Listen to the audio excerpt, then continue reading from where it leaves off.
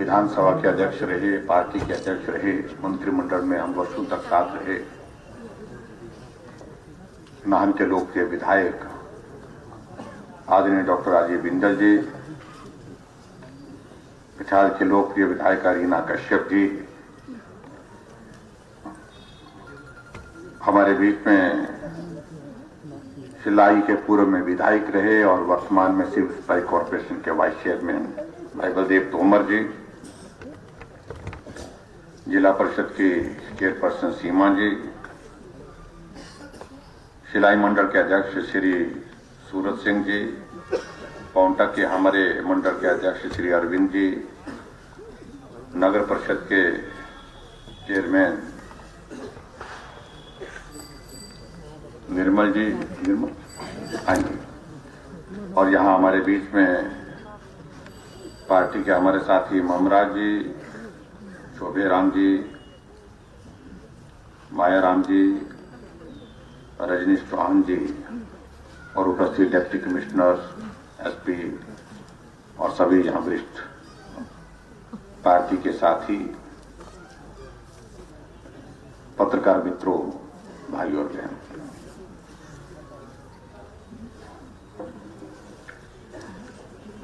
आज का ये कार्यक्रम वास्तव में पाउंटा में आकर के सिर्फ रुकने का था, लेकिन आप सब लोग यहां आकर के जिस गर्मजोशी के साथ सभी साथियों ने हमारा अभिनंदन किया, स्वागत किया, उसके लिए मैं आप सबका हृदय से आभारी हूं।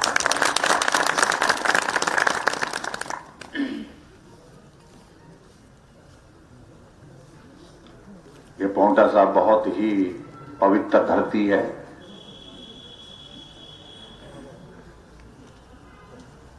और इसका अपने एक इतिहास है।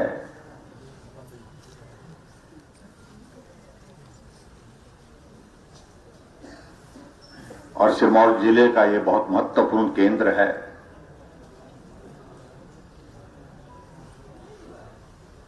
चाहे वो धार्मिक पर्यटन की बात कहें, चाहे धार्मिक आस्था की बात कहें, उसके साथ चाहे इंडस्ट्रियल सेक्टर की अगर बात कहें, तो पाउंटा का उसमें नाम आता है।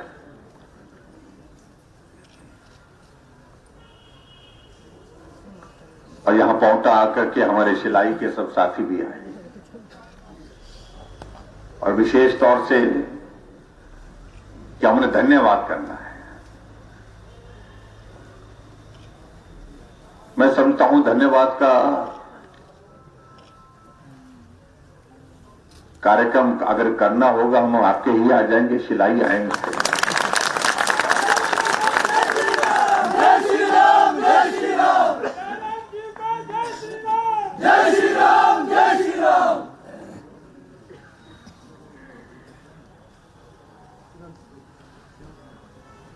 क्योंकि शिलाई में आकर के ये धन्यवाद का कार्यक्रम पूरा किया जाए, मुझे लगता है कि और अच्छा रहेगा।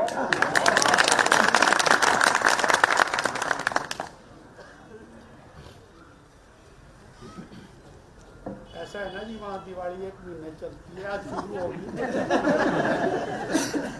सिरमौर के लोग पीछे रहते हैं और शिलाई के लोग और पीछे रहते हैं।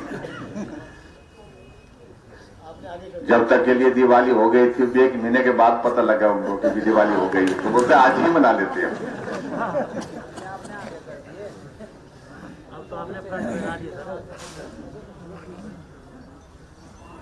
सिरमौर एक ऐसा जिला है हमारे प्रदेश का जहां पर विकास की दृष्टि से बहुत काम की जरूरत है,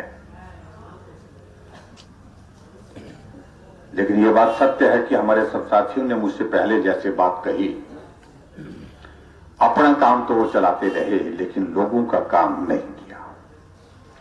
अपना काम मतलब कुर्सी हासिल करते रहे, वोट हासिल करते रहे, लंबे समय तक सत्ता में रहे, लेकिन जहां लोगों के लिए जो काम होने चाहिए थे, आज से पहले होने चाहिए थे, बहुत पहले होने चाहिए थे, वो काम आज हो रहे हैं। इस बात को मुझे लगता है कि समझना और समझाने की आवश्यकता है।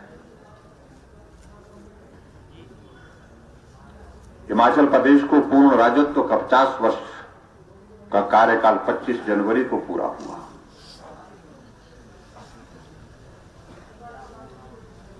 और मैं इस बात को देख रहा था, 50 वर्ष के हिमाचल के इस सफर में अगर एसडीएम के दफ्तर का यहां जिक्र हो रहा था, 78 हमारे एसडीएम के दफ्तर हिमाचल प्रदेश में हैं और उन 78 में से 10 एसडीएम के कार्यालय हमने इस 4 वर्ष के कार्यकाल में खोले।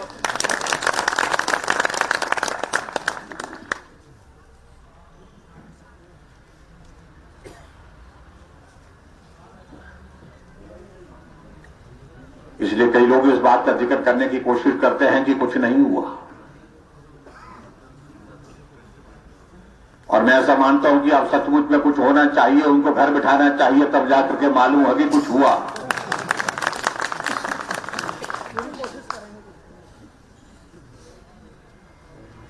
और इसलिए सिलाई वालों इस बात को मान करके चलिए, मुझे कुछ नहीं चाहिए, मुझे विधायक चाहिए।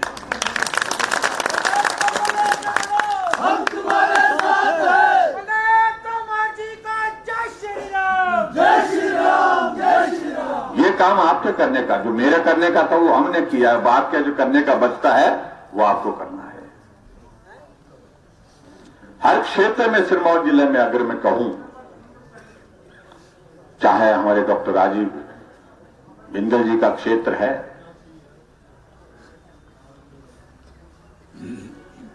जो चीज जहां चाहिए थी, उन्हें जिस रूप में चाहिए थी, हमने प्रयत्न किया है, उस काम को उस तरह से किया है। 4 विधानसभा क्षेत्र में जो चाहा था वो किया है।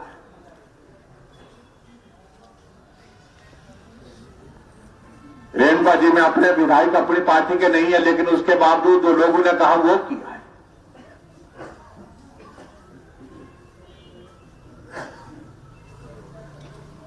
इसलिए अगर काम की अगर बात कहने की अगर रहती है, इस बात को मैं दावे के साथ करता हूं, पूरे हिमाचल प्रदेश में 68 विधानसभा क्षेत्र में हमने हर क्षेत्र में विकास को गति देने की कोशिश की है।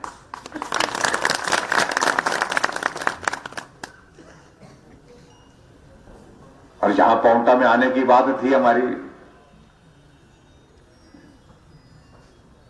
2-3 बार हमारे कार्यक्रम बने, बनते बनते कार्यक्रम इस कोविड के कारण या किसी वजह से रुक गए। लेकिन अपने आप हमने भी तय कर दिया कि कोविड तू जैसा मर्जी आ, अब हम रुकने वाले नहीं, अब आएंगे।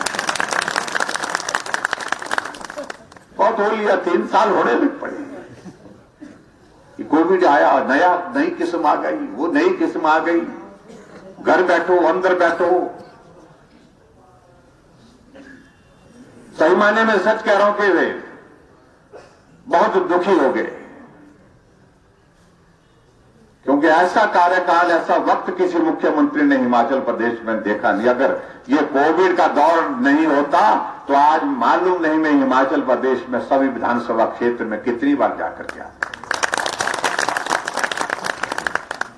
मैंने 1 साल में सरकार बनने के पश्चात हिमाचल प्रदेश के 88 विधानसभा क्षेत्र का दौरा किया, 1 साल में। लेकिन जब कोविड का दौर आया तो उसके बाद परेशानी आई है। जब हम निकलने शुरू कर देते हैं तो ये हमारे पत्रकार मित्र खबर छापना शुरू कर देते हैं कि नेता आए, कोरोना फैलाने आए। ये मालूम नहीं कब तक हमको चाहते कि हम अंदर ही बैठे रहे। लेकिन सही बात है, हकीकत यह है कि आदमी के जीवन को संकट में डालने का किसी को अधिकार नहीं है। इसलिए हमने नियमों का पालन किया है। और हिमाचल प्रदेश में कोविड के इस दौर में जितने बेहतर ढंग से जो चीजें की जा सकती थी, हमने कभी नहीं छोड़ी उसमें। अगर वैक्सीनेशन की अगर बात आई, पूरे देश भर में हिमाचल पहली डोज में भी पहले नंबर पर, दूसरी डोज में भी पहले नंबर पर।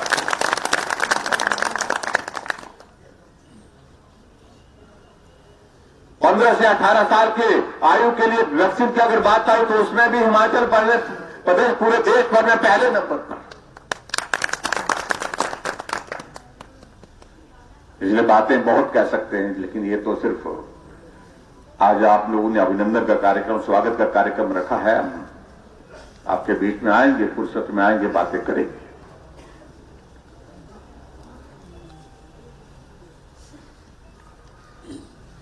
अब हमारे साथी यहां पर कह रहे थे कि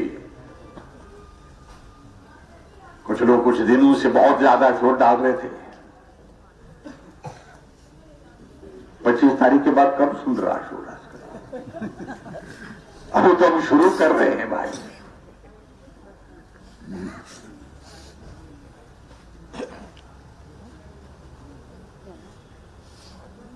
हिमाचल छोटा प्रदेश, लेकिन पूरे देश भर में बिजली उत्पादन में नंबर 1 पर है, पहले स्थान पर है। जहां पूरे देश में हाइड्रो सेक्टर में 45,000 मेगावाट बनती है, तो 11,000 का कंट्रीब्यूशन हिमाचल प्रदेश का है। 11,000 मेगावाट हिमाचल प्रदेश दे रहा है। हम बैठे चर्चा की हमने, भाई सुखराम जी को महकमा दे रखा है।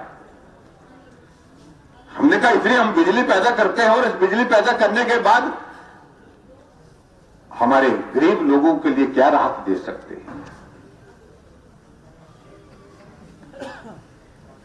और ये तो आंकड़े के साथ तैयार बैठे हुए थे। मुझे कागज दे दिया कि आप ये कर दो, ये करना ही है। और 25 तारीख को जब हिमाचल प्रदेश के पूर्ण राजत्व के 51 वर्ष पूरे होने के बाद 52वां वर्ष शुरू हुआ, हमने उस दिन घोषणा की कि गरीब आदमी के लिए आज हमको 50 वर्ष पूरे होने के बाद, 51 वर्ष पूरे होने के पश्चात हिमाचल की जनता ने इस हिमाचल को यहां पहुंचाने में बहुत बड़ा परिश्रम किया है, बहुत बड़ा उनका योगदान है, उनको राहत देनी चाहिए।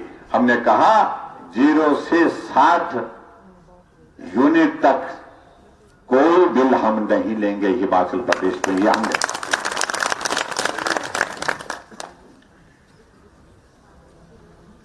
और यहां तक कि बिजली का मीटर का भी नहीं लेंगे। क्यों? ऐसा ही है ना सुखराम जी, महकमा आपका है। कहीं सुखराम जी बाद में आ जाए, बोलते कि मीटर का बिल क्या करना है। 15 रुपए मीटर का बिल हर महीने का आता है। सर्विस चार्जेस के पैसे हमारे हर महीने के 40 रुपए आते हैं। बिजली का मीटर का किराया भी बंद किया हमने, वो भी माफ किया, और सर्विस चार्जेस भी माफ किए। सिर्फ 0 बिल देंगे। 60 यूनिट तक बिजली कोई खर्चेगा तो उसको 0 बिल होगा। फिर सुखराम जी कहने लगे बहुत बड़ा अच्छा काम होगा। हम बोलते हैं किसानों की आय 2022 तक दुगनी होनी चाहिए। आदरणीय प्रधानमंत्री जी हमेशा कहते हैं। उनको कांग्रेस की सरकार ने 1 रुपए प्रति यूनिट के हिसाब से बिजली की दरें तय की थी। हमारी सरकार ने वो आकर के वो 50 पैसे की, और उसके बाद 25 पैसे कम की थी हमने। किधर की थी?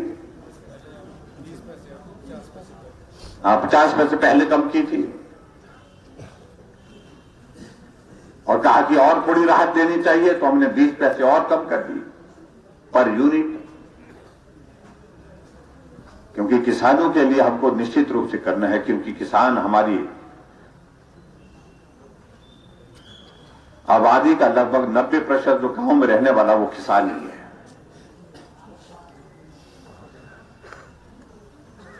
कर्मचारियों के हित के लिए जो निर्णय करने तो वो भी किए। सारी बातों का जिक्र करने का आज का अवसर नहीं है, लेकिन मैं इतना कहना चाहता हूं कि जब से हिमाचल प्रदेश अस्तित्व में आया, कोई हिम्मत नहीं कर पाया था कि बिजली भी मुफ्त दी जा सकती है। बिजली का बिल जो 60 यूनिट तक माफ किया जा सकता है। ये हमारी सरकार ने निर्णय किया, इस भाव के साथ किया कि लोगों के लिए राहत कैसे बेहतर ढंग से हम दे सकते हैं। बाकी आपके बीच में आएंगे, यहां सुखराम चौधरी जी ने यहां पर निमंत्रण दिया है और यहां आएंगे, निश्चित रूप से आएंगे। और पांवटा विधानसभा क्षेत्र के अंतर्गत जो विकास कार्य को इनमें गति दे रखी है उसको और गति देने की कोशिश करेंगे, जो भी किया जा सकता है। लेकिन मेरा आप सबसे निवेदन है, पूरे सिरमौर जिले में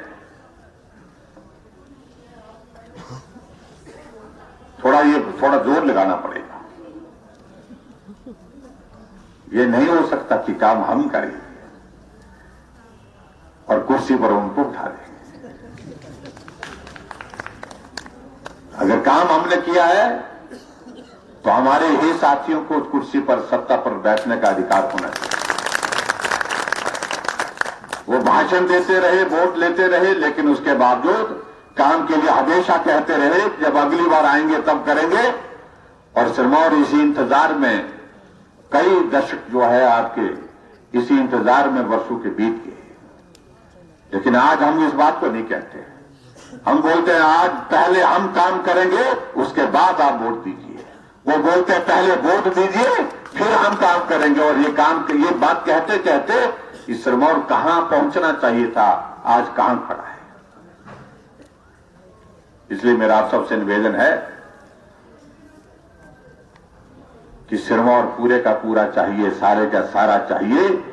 और अब की बार जब विधानसभा का चुनाव होगा, आधा अधूरा नहीं, पूरा का पूरा चाहिए। और मुझे पूरा भरोसा है कि आप सब लोग उसमें करेंगे, सहयोग करेंगे। बाकी बातों को लेकर के हम फिर से आएंगे।